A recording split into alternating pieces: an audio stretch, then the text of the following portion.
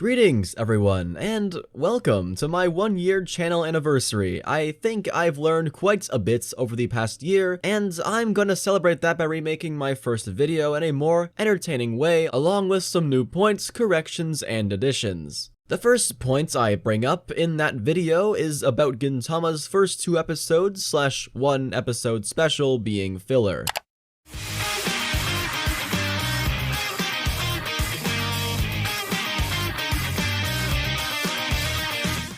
Which, yep, it straight up is. You could skip them and not miss a single thing. And, to be quite frank, you would have a much more enjoyable time having known you saved yourself 40 minutes of your life. If you were unfortunately unaware though, as many were, I don't blame you for not realizing this after having watched them. Sunrise fails to even mention once that the content you're watching / about to watch is not from the manga. They just drop you the line, "We're gonna kick off with a 1-hour special," and send you straight into the episode. A simple fix to this would just be to change 2 words from that introductory statement. Anime original. That way the viewers could just straight up skip to the 3rd episode if they wanted to. By the way, I do recommend that. But even if the viewers did decide to watch these first 2 episodes, they would at least be blessed with the knowledge that what they're watching did not come from the source material, and thus they, hopefully, won't judge it as harshly.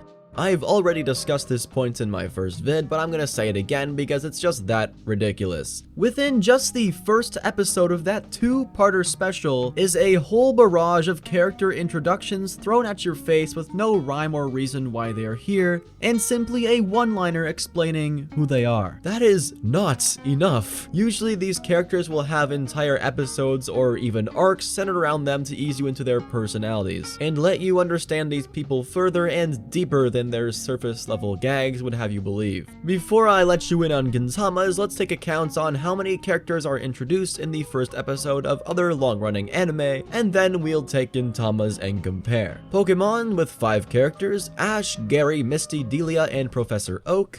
One Piece has only 3, Luffy, Kobe, and Alvida. Dragon Ball with 5 again, Goku, Bulma, Shu, Mai, and Pilaf. My Hero Academia brings it up to 8 characters, Midoriya, his mom, Bakugo, All Might, Death Arms, Backdraft, Komagi Woods, and Mount Lady. Those latter half only appear as cameos though, so basically 4 again. So, after hearing how many characters are introduced in the very first episode of other wildly successful anime, how many characters do you think are introduced in the first episode of Gintama? Let's take a count. We have Gintoki, Shinpachi, Kagura, Otose, Catherine, Hijikata, Sogo, Sachan, Katsura, Katsuken, Karya, Shishimura, Shimamoto, and Pooh.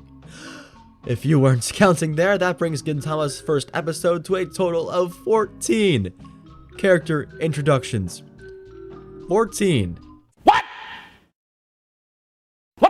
The funny thing is, it's not even that long of a wait until you see every canon character introduced beforehand officially. Once you reach the 22nd episode, you'll have seen every character you would have if you watched those episodes, but with proper pacing this time. And, like I said before, there's usually at least an entire episode dedicated to each individual character's introduction as well. I could keep barraging you with these comparisons, but I'm assuming you get the point. Most writers realize it is not good to clutter the first episode with too many introductions. Hell, even Sorachi himself realizes this. If you skip to episode 3, the first canon episode, there's only 4 characters introduced, and 5, I guess, if you include the unnamed Amanto. Shinpachi, Otai, their father, and Gintoki. And even then, their father is only there for that episode, I'm pretty sure.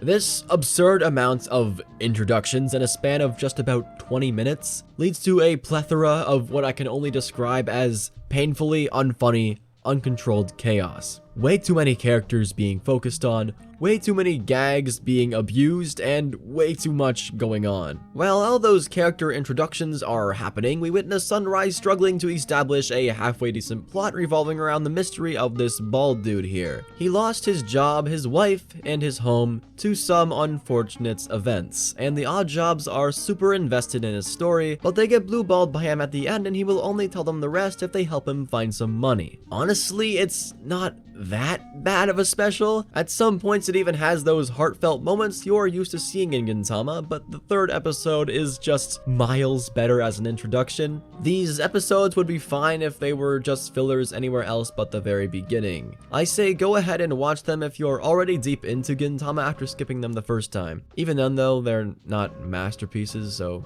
you can probably just avoid them altogether. Though many people in the comments of my first video have come out and let me know they did enjoy these episodes in actuality, so maybe give them a shot. However, if you do ever feel some immense boredom setting in, don't hesitate to skip them, because behind that skip button is a true masterpiece. Well, perhaps not right away.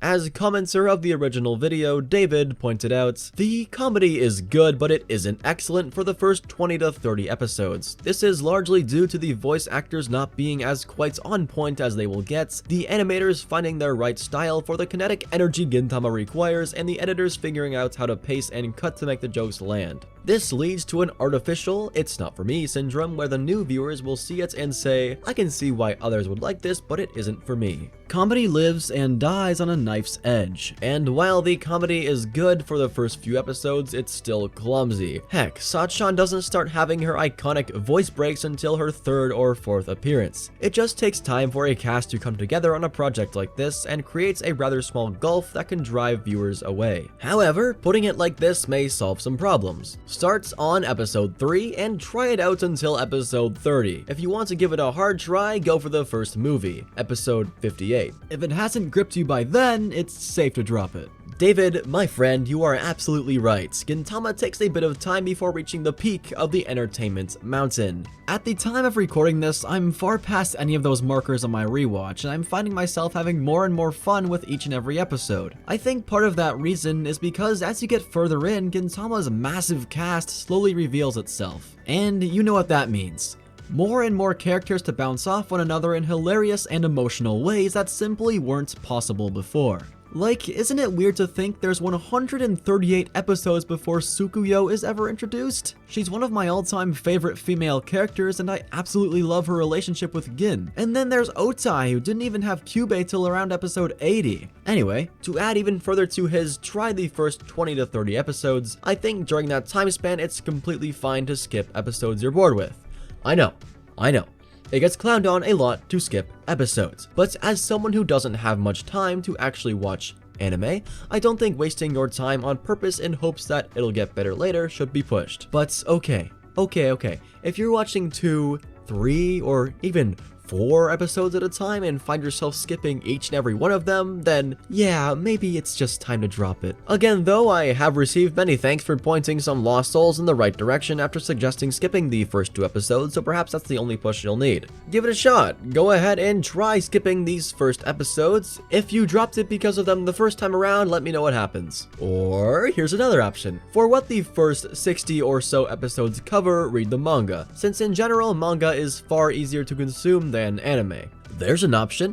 Or if you prefer manga in general, just do that the whole way through. Or here's another option from Star Speaker, another commenter. One thing I like about Gintama is that it is droppable. Reason being that mostly every episode is unrelated. That's pretty much what I've been doing. Watch Gintama for a while and then switch anime once I finish an arc, and then continue Gintama when I want to. There you go. That's another reason I love episodic stories. That's how I got through watching almost the entirety of Pokemon. Not even sure how I did that. Some of those Johto episodes were just unbearable.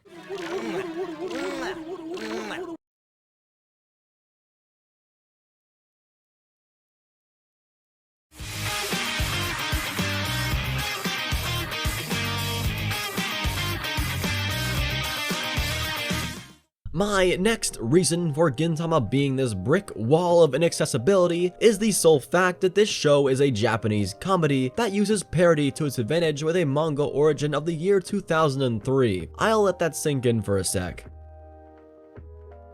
tons of older anime and other Asian TV shows are referencing Gintama, so it's safe to say Sorachi was targeting a purely Japanese audience most of the time. But oh dear viewer, I can hear you now. When do we start seeing the action? A lot of people give this show a shot because of the misconception shared through social media. On one hand, viewers think the show is going to be a brutal, emotional seinen, and on the other hand, a different crowd attempts the show because they think it's going to be hilarious. Well, turns out Gintama has both of those, with each one being quite frequent as well. As Angelica, another commenter, pointed out, it's not that hard. If you watch Gintama, just don't expect something. Which, yeah, very true. Don't expect anything and you will be kindly rewarded. Obviously, there are tons of parodies. Gintama is literally the parody king, but don't hesitate if you haven't watched a lot of anime either. I mean, yeah, I'm sure there will be far funnier episodes if you have watched whatever it's referencing, like episode 119. Here's the basic premise. Hijikata, who smokes, is experiencing withdrawals after the entirety of Edo banned smoking because of secondhand smoke inhalation. So what does Hijikata do? Maybe leave the city to have a smoke?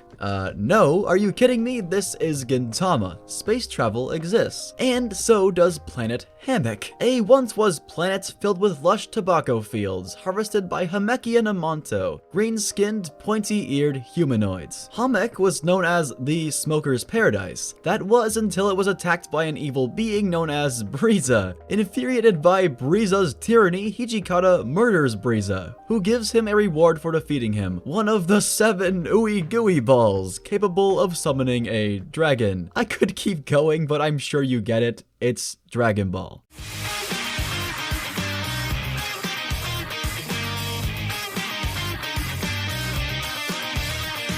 If you're going into Gintama expecting it to be a badass shonen, you'll be severely disappointed. Early on at least. It's not like Gintama doesn't have those moments, but the majority of the show is a large-scale build-up. And every episode of said build-up is not just some throwaway filler you can skip either. Each one of these events are memorable chapters in these characters' lives. Whether that be a ridiculous battle between a hemorrhoid-ridden ninja and a hypoglycemic samurai to get the latest copy of Shonen Jump, a war between robots and humanity, Gintoki being forced to work at a ghostly hot spring inn, which may as well just be a huge JoJo reference, a kaiji-like battle of the mind to obtain some toilet paper, Sogo desiring to give his sickly sister a fulfilling send-off, or maybe an episode which will utterly destroy our cast, push them to the absolute emotional limits, and forever change them. Gintama completely redefined what episodic anime can be, and that fact unquestionably shines in the show's grand finale, when the stakes are truly the highest they've ever been. These goofy yet real-feeling characters you've laughed and cried with multiple times in the past 300 episodes are confronted not only physically but emotionally, to a degree where I am simply broken at the end of an episode and just stare blankly at my TV screen and think to myself,